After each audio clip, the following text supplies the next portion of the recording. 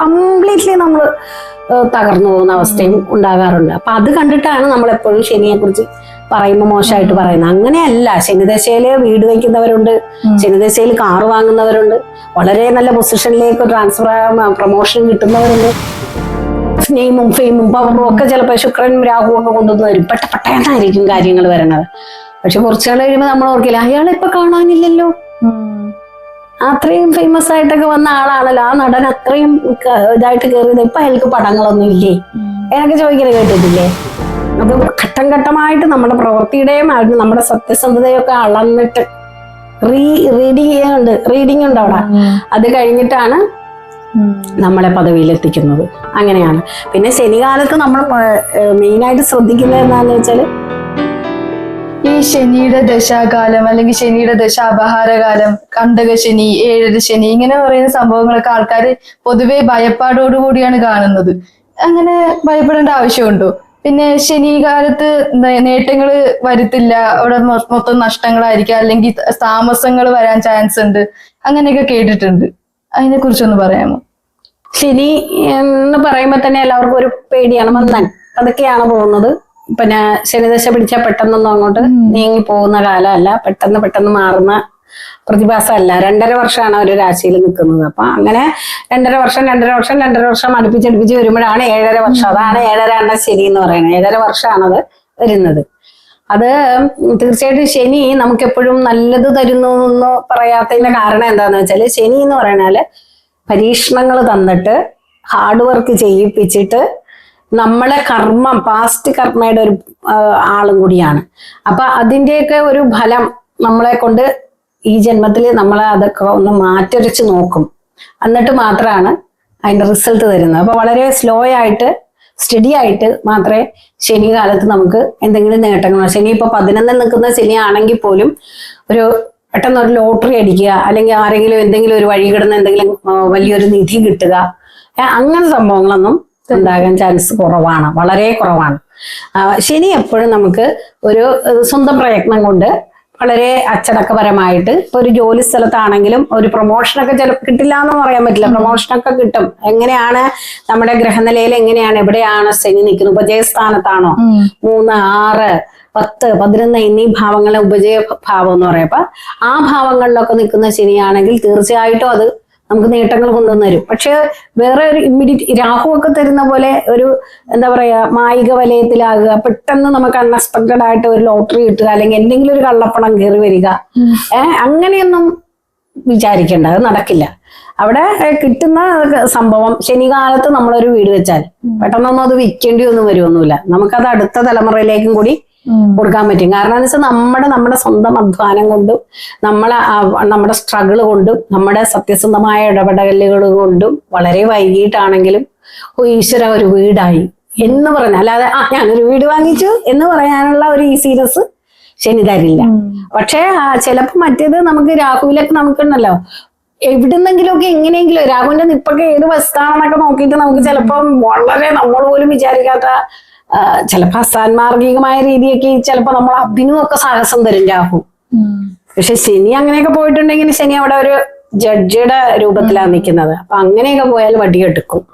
അപ്പൊ നമ്മള് ശനിദശാകാലങ്ങളിൽ വളരെ ഭയഭക്തി ബഹുമാനത്തോടെ ചിട്ടയും അടുക്കോടുകൂടി ഹാർഡ് വർക്ക് ചെയ്തിട്ട് നമ്മുടെ ഗ്രഹനിലയിൽ ശനി ഉപജയഭാവത്തിലും കൂടിയാണ് നിൽക്കുന്നതെങ്കിൽ അത് ഏത് ഭാവം 3 ആണെങ്കിൽ സ്വന്തം എഫേർട്ടാണ് അവിടെ കാണുന്നത്.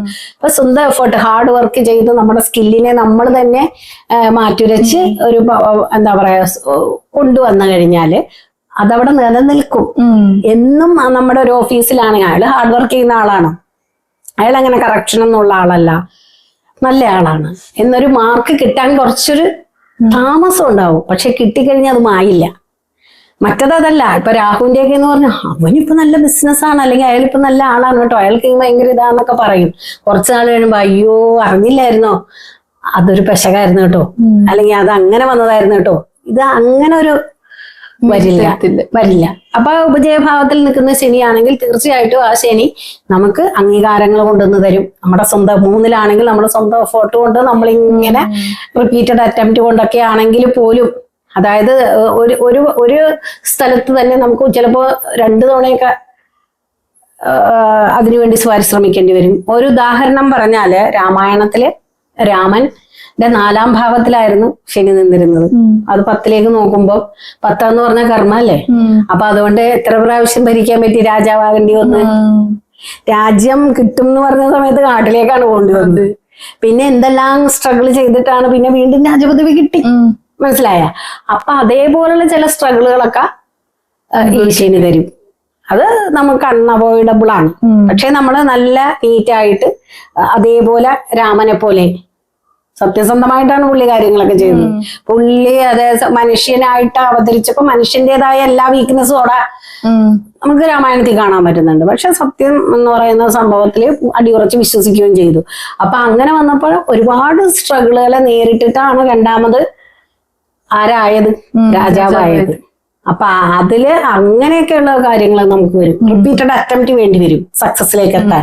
ചിലപ്പോ സക്സസിൽ എത്തിയില്ല എന്ന് പറയുന്ന ഒരു സമയത്തായിരിക്കും വീണ്ടും നമ്മള് പിന്നെയും അതിലും വലിയൊരു ഹാർഡ് വർക്കിലേക്ക് നമുക്ക് ചിലപ്പോ നമ്മളുടെ എന്താ പറയാ ജോലിയിൽ ഇപ്പൊ നാളെ നമുക്ക് അല്ലെങ്കിൽ അടുത്ത മാസം എനിക്ക് നല്ല വീടിന്റെ അടുത്തേക്കൊക്കെ ഒരു ട്രാൻസ്ഫർ ഒക്കെ കിട്ടും, ചിലപ്പോൾ ഒരു പ്രൊമോഷൻ ഉണ്ടാവും എന്നൊക്കെ പറഞ്ഞ് സന്തോഷിച്ചിരിക്കുമ്പോഴായിരിക്കും വേറൊരു സ്ട്രഗിൾ വരും. ഇപ്പൊ യുദ്ധം വന്നു അല്ലെങ്കിൽ വേറെന്തെങ്കിലും ഒരു അത്യാവശ്യമുള്ള ഒരു മേഖല വരികയും അങ്ങോട്ടേക്ക് നമുക്കപ്പ അയ്യോ ഇത് ഇപ്പൊ ഇങ്ങനത്തെ ഒരു കണ്ടീഷനാണ്, താൻ പോയാൽ ശരിയാവില്ല, നമുക്ക് ഇന്ന വിങ്ങിലേക്ക് അതിന്റെ ഒരാളായിട്ട് നിങ്ങളെ മാറ്റും. സ്ട്രഗിൾ എത്ര കൂടി നമ്മൾ വിചാരിച്ച് നടന്ന.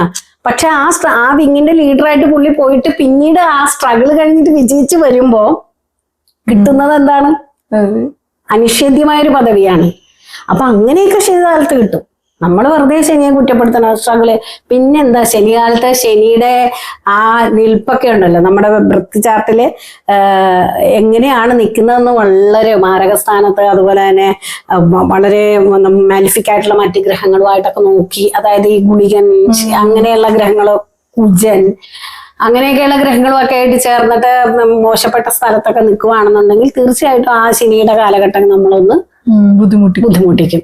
പിന്നെ രാഹു മോശമായിട്ടാണ് നിൽക്കുന്ന ഗ്രഹനിലയില്, രാഹുവിന്റെ മഹാദശ ശനിയിലെ 7 ശനിയൊക്കെ വരുന്ന സമയത്ത് ചിലപ്പോൾ നമ്മള് മനസ്സും വായു അറിയാതെയൊക്കെ ജയിലിലൊക്കെ വരെ ആയിപ്പോവും. മനസ്സിലായ? അപ്പൊ അത് രാഹു നമ്മളെ കൊണ്ട് അസാമാന്യമായ ധൈര്യങ്ങൾ തരും. ശനി 7 ശനിയാണ്. അതിനെയൊന്നും നമ്മൾ മൈൻഡ് ചെയ്യാതെയൊക്കെ അങ്ങോട്ട് പോയാൽ ചിലപ്പോൾ നമ്മള് ചെയ്യാത്ത കുറ്റത്തിനൊക്കെ ചിലപ്പോൾ ജയിലിലൊക്കെ കിടന്നു വരും.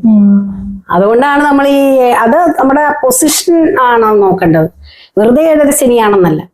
ശനി എവിടെയാണ് നിൽക്കുന്നത്, ശനിയുടെ കൂടെ നിൽക്കുന്നത് ആരാണ്, മഹാദശ ഏതാണ്, അന്തർദശ ഏതാണ്, അത് നമ്മുടെ നാറ്റൽ ചാർട്ടിൽ എങ്ങനെയാണ്, ഇതൊക്കെ നോക്കിയിട്ടാണ് നമ്മൾ പറയുന്നത്. ചിലപ്പം കംപ്ലീറ്റ്ലി നമ്മൾ തകർന്നു പോകുന്ന അവസ്ഥയും ഉണ്ടാകാറുണ്ട്. അപ്പൊ അത് കണ്ടിട്ടാണ് നമ്മൾ എപ്പോഴും ശനിയെ കുറിച്ച് പറയുമ്പോൾ മോശമായിട്ട് പറയുന്നത്. അങ്ങനെയല്ല. ശനിദശയില് വീട് വയ്ക്കുന്നവരുണ്ട്, ശനിദശയിൽ കാറ് വാങ്ങുന്നവരുണ്ട്, വളരെ നല്ല പൊസിഷനിലേക്ക് ട്രാൻസ്ഫർ പ്രൊമോഷൻ കിട്ടുന്നവരുണ്ട്. പക്ഷെ അതൊന്നും വെറുതെ കിട്ടുന്നതല്ല.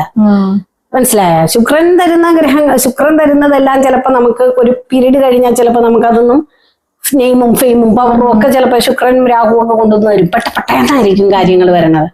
പക്ഷെ കുറച്ചുകൾ കഴിയുമ്പോൾ നമ്മൾ ഓർക്കില്ല, അയാളെ ഇപ്പൊ കാണാനില്ലല്ലോ, അത്രയും ഫേമസ് ആയിട്ടൊക്കെ വന്ന ആളാണല്ലോ, ആ നടൻ അത്രയും ഇതായിട്ട് കയറിയത്, ഇപ്പൊ അയാൾക്ക് പടങ്ങളൊന്നും ഇല്ലേ എന്നൊക്കെ ചോദിക്കല് കേട്ടിട്ടില്ലേ? അപ്പൊ അങ്ങനെയൊക്കെയുള്ള ഒരു പദവിയൊന്നും ശനി കൊണ്ടുവന്നു തരില്ല. ശനി എന്ന് പറഞ്ഞാൽ അത് സ്റ്റഡി ആയിട്ട് പോകുന്നതായിരിക്കും. അത് ഘട്ടം ഘട്ടമായിട്ട് നമ്മുടെ പ്രവൃത്തിയുടെയും നമ്മുടെ സത്യസന്ധതയൊക്കെ അളന്നിട്ട് റീഡിങ് ഉണ്ട് അവിടെ. അത് കഴിഞ്ഞിട്ടാണ് നമ്മളെ പദവിയിലെത്തിക്കുന്നത്. അങ്ങനെയാണ്. പിന്നെ ശനികാലത്ത് നമ്മൾ മെയിനായിട്ട് ശ്രദ്ധിക്കുന്നത് എന്താന്ന് വെച്ചാൽ നമ്മളെക്കാൾ താഴ്ന്ന ആൾക്കാരുണ്ടല്ലോ, ഇപ്പൊ അവർക്ക് നമ്മളാൽ കഴിയാവുന്ന രീതിയിലുള്ള സഹായങ്ങൾ, അതിപ്പോ നമുക്ക് പൈസ കൊണ്ട് ചെയ്യണം നിർബന്ധമില്ല, നമുക്ക് എങ്ങനെ ചെയ്യാം, നമ്മളെ സർവീസായിട്ട്. പിന്നെ നമുക്ക് സെർവന്റ് ആയിട്ട് നിൽക്കുന്ന ആൾക്കാരുണ്ടാവും. അവരെയൊക്കെ നമ്മള് എന്റെ സെർവന്റ് ആണ്, എനിക്ക് വിഷമങ്ങളൊക്കെ ഉണ്ട് ഈ ശനിദശാകാലത്ത് തന്നെ, ഇതിനെ 2 അങ്ങ് പറഞ്ഞേക്കാന്ന് വെച്ചാൽ കാരണമായിട്ട് അയാളെ ദേഷ്യപ്പെടുക, നമ്മളെക്കാൾ താഴ്ന്ന നിലവാരമുള്ള ആൾക്കാര്, വൃദ്ധന്മാരായ ആൾക്കാരെ കയറി എനിക്ക് ആകെ ബുദ്ധിമുട്ടാണ്. അതിന്റെ ഇടയിലാണ് അച്ഛനും അമ്മയും ഇങ്ങനെയൊക്കെ വന്ന് പറയണം. അപ്പൊ എനിക്ക് ഒന്നും കൂടി ദേഷ്യം, ഞാൻ അവരെ ഒന്നും കൂടി ചീത്ത പറഞ്ഞു എന്നൊക്കെ പറഞ്ഞാല് ശനി വിടില്ല. അപ്പൊ നമ്മൾ തീർച്ചയായിട്ടും അവിടെ റെസ്പെക്ട് ചെയ്യേണ്ടവരെ റെസ്പെക്ട് ചെയ്യണം. വൃദ്ധന്മാരായ ആളുകള്, അശരണരായിട്ടുള്ള ആൾക്കാര്, നമ്മളെ സെർവ് ചെയ്യാൻ വരുന്ന ആൾക്കാര്, അവർക്കൊക്കെ നമ്മള് ഒരു സ്ഥാനം നമ്മുടെ ജീവിതത്തിൽ ഒരു ഇമ്പോർട്ടന്റ് ആയിട്ടുള്ള ഒരു സ്ഥാനം കൊടുക്കുകയും അവരെ ബഹുമാനിക്കുകയും വേണ്ട രീതിയിൽ സത്യസന്ധമായിട്ട് മുന്നോട്ട് പോവുകയൊക്കെ ചെയ്തു കഴിഞ്ഞാൽ ഈ 7.5 ശനി കഴിഞ്ഞു പോകുന്ന സമയത്ത് നമുക്ക് പിന്നെ വരുന്ന 3-ലേക്കുള്ള ശനിയാണ്. അത് ഉപജയസ്ഥാനത്തേക്ക് വരുന്നതാണ്. ആ എഫർട്ട് കൊണ്ട് നമ്മള് കിരീടം ചൂടാത്ത രാജാവായി, കിരീടം അതായത് മുടി ചൂടാ മന്നനായിട്ടൊക്കെ മാറുന്നവരും ഉണ്ട്. അപ്പൊ ശനിയെ നമ്മൾ 3-ൽ ശനി എന്ന് പറഞ്ഞാൽ നല്ല ഭാവത്തിലൊക്കെയാണ് നിൽക്കുന്നതെങ്കിൽ, തുലാത്തിലൊക്കെ നിൽക്കുന്ന ശനിയാണ്, മറ്റു ഗ്രഹങ്ങൾ അതിനെ സപ്പോർട്ടീവായിട്ടാണെങ്കിൽ നിൽക്കുന്നതെങ്കിൽ ശനിദശാകാലത്ത് അയാൾ നല്ല രീതിയിൽ മുന്നോട്ട് പോകും. അപ്പൊ ആ ശനിയെ നമ്മൾ അങ്ങനെ, ശനിയാ വരുന്ന സമയത്ത് നമ്മൾ ചാരിറ്റി, അതുപോലെ തന്നെ ഇങ്ങനെയുള്ള കാര്യം, ദാനധർമ്മങ്ങള്, ധർമ്മനിഷ്ഠ, ഹാർഡ് വർക്ക്, അലസത തരും. അപ്പൊ അലസതയിൽ നിന്നൊക്കെ നമ്മൾ ബോധപൂർവം നമ്മൾ വിട്ടു നിൽക്കണം. അങ്ങനെയൊക്കെ ചെയ്തു കഴിഞ്ഞാൽ തീർച്ചയായിട്ടും ശനി സ്ട്രഗിൾ ചെയ്തിട്ട് നമുക്കൊരു സക്സസിന്റെ, അതായത് വിട്ടുപോകാത്ത ധനം, വിട്ടുപോകാത്ത അംഗീകാരങ്ങള്, പദവി, ആരാലും കുറ്റപ്പെടുത്താത്ത, വെറുതെ കിട്ടിയതാണ്, അർഹനല്ല എന്നൊന്നും പറയുന്ന ഒരു മുതലും ശനി തരില്ല. മനസ്സിലായ? അയാൾക്ക് അവാർഡ് കിട്ടിയോ ചുമ്മാ കൊടുത്താന്നേ എന്നൊക്കെ പറയും ചിലപ്പോ. പക്ഷെ ശനിയുടെ കാലഘട്ടത്തിൽ നമ്മൾ ശനി കടന്നു പോകുന്ന ഒരു വ്യക്തിയാണെങ്കിൽ അയാൾക്ക് ഒരു അവാർഡ് കിട്ടുക എന്ന് പറഞ്ഞാൽ അയാള് വെറുതെ ഒന്നും കിട്ടില്ല. അതും പട്ടവകൾ കയറി വീണ്ടും കയറി അത് അയാൾക്ക് അർഹനായിരുന്നു, ഇത് എത്രയോ പണ്ടേ കിട്ടേണ്ടതായിരുന്നു പാവം എന്ന് പറയുന്ന ഒരു ലെവലായിരിക്കും ശനി തരുന്നത്. അപ്പൊ അത് ഇപ്പൊ മനസ്സിലായില്ലേ? ശനിയുടെ പേടി പോയില്ലേ?